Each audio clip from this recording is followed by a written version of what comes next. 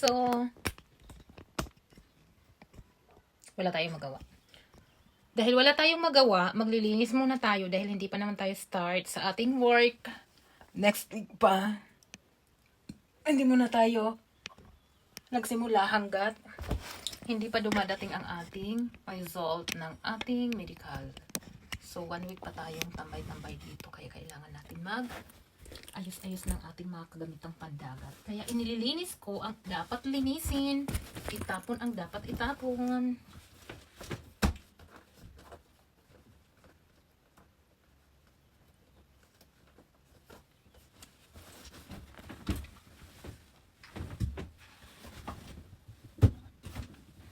Maganda ito kasi hindi pa tayo papasok ka agad. Hindi katulad sa iba na pasok agad, sabak ka agad. So, itong company namin, kailangan antayin yung result ng medical bago kami mag-start sa aming duty.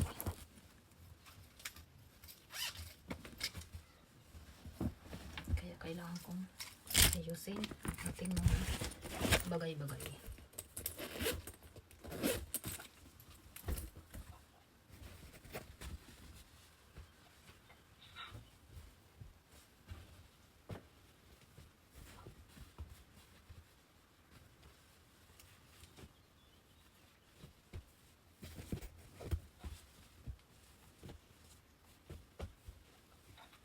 Yung iba kasi dito, pagkadating, after nung, siguro nakadepende yan sa company na nag-start ka agad sa trabaho. Yung iba naman, usually yung mga nasa city, kailangan talaga antayin yung TRC nila bago sila pumasok, bago sila mag-start ng duty. Dito naman kailangan dumating muna yung result ng medical bago mag-start ng duty. Kasi binibigyan naman kami ng temporary na TRC while waiting. Kasi 1 month bago dumating ang aming ID. So, magligpit-ligpit na lang muna tayo ng ating mga gamit. Yung iba naman, namamasyal. Pero ako kasi, nakakatamad din mamasyal gastos. Iligpit na lang natin ito. And malayo din kasi kami sa city. Parang nasa province kami. Bukas, walang pasok yung kasama ko dito. Hindi ko alam kung maglalakad-lakad kami dyan sa bandang baba. Kasi nandito kami sa bandang paakyat. Kung maglakad-lakad kami, ay di okay din naman. At least, makita namin kung ano ang paligid namin. Iikutin namin bukas to dito.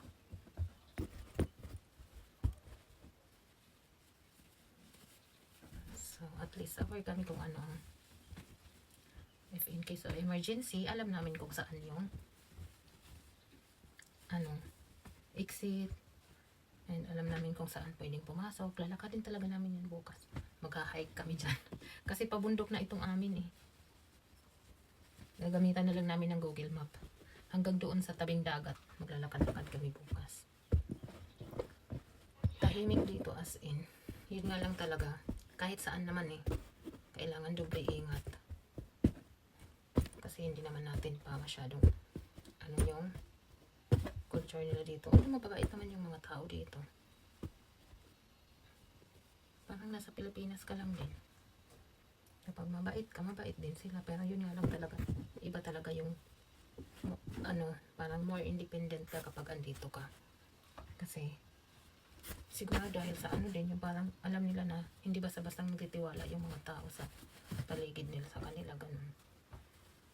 Pero so far, tahimik as in. Ayusin lang natin ito nga. Kasi hindi naman, summer, may mga dala akong mga ganito, bonnet, tapos gloves, dalawa lang din naman yung dala ko. Kasi if in case na malamig, kapag gabi kasi, halimbawa uuwi ng gabi, at least kahit papano, may pang tayo sa ating ulo.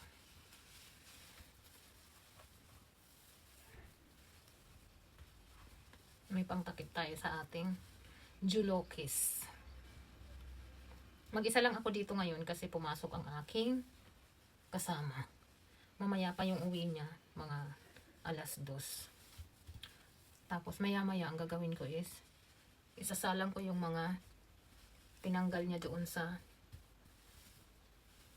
higaan na mga bedsheet, ganun, and mga pillowcase. Isasalang natin sa labahan kasi tuyo na ang aking nilabhan kahapon. May pagsasampayan na tayo.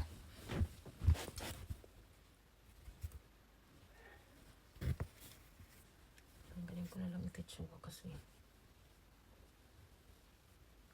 hindi kasya ang ating ano. Bras and panties.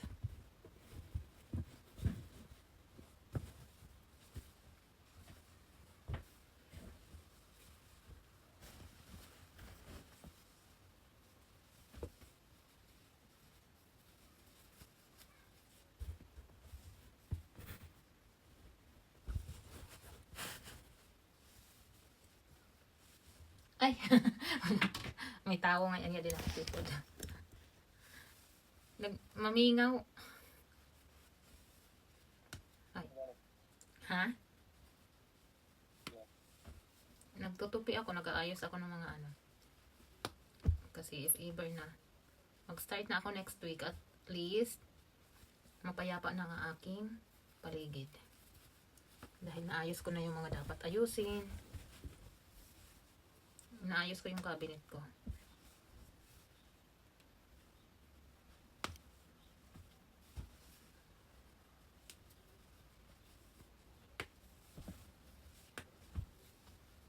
Dala ako ng medyas na pang duty ko. Check na natin kung abot hanggang dito. Ah, pwede. Makapal siya. Tidin.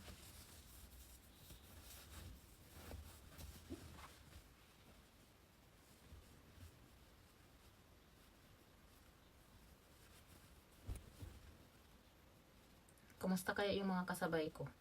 Ano kayang ginagawa nila ngayon? Tulad din ba ng ginagawa ko, nagliligpit? O naggala-gala na sila? Ha? After 1 month pa? Pero may ano naman, may binigay naman natin punari.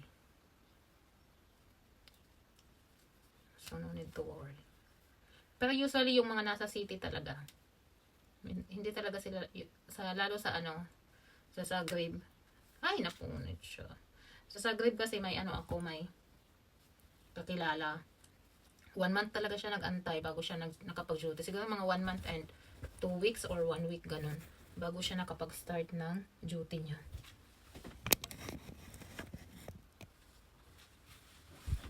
Kasi mahigpit daw ang checking doon sa kanila. Dito naman kasi nasa part naman kami ng mga province areas. So, pwede kami makapag-start. Pupupiin ko pa ulit ng maayos itong ano ko.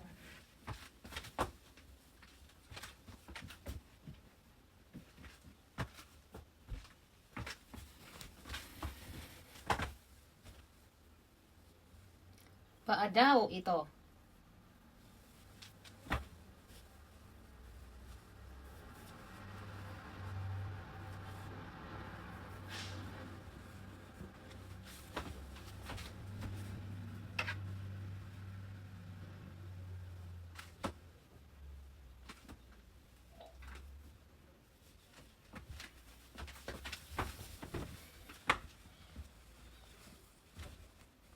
Ito, paano ko to gagamitin?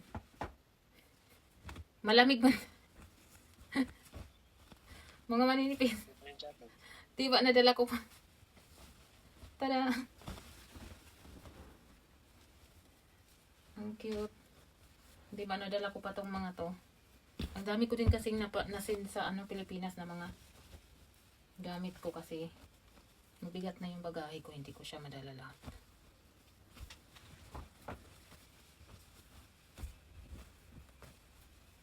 Ito, paano ko to gagamitin? Malamig.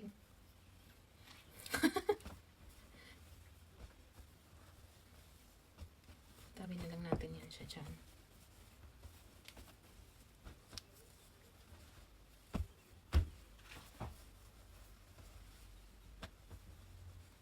Shorts tayo dyan pang ilalim sa uniform.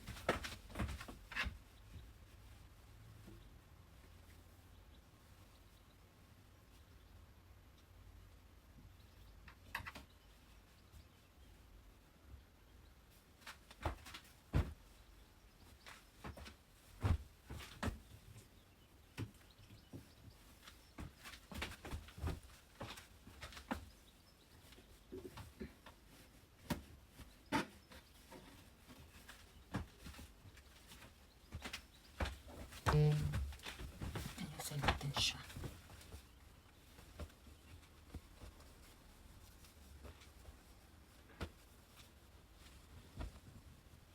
Andito na ako.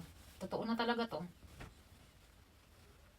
Nung may mga missile sa ano, Qatar, iniisip ko hindi na ako makakaabot dito. Tapos ngayon ito, dito na ako. Nakahandang sumalubong sa bagong bagong hamon ng buhay. Charis!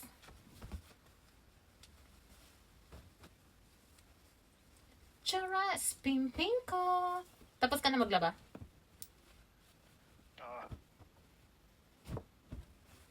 Madami kang nilabhan? Ano na? Tulo lang ang bado? I think tuyo na din yung mga ano ko.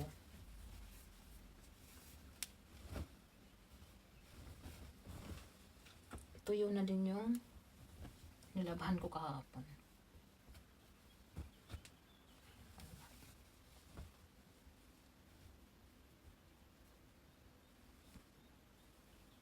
May duty ka mama niyan?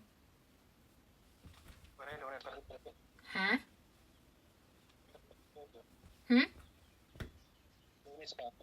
Ha? Monday? Ano na yan na? Sabado?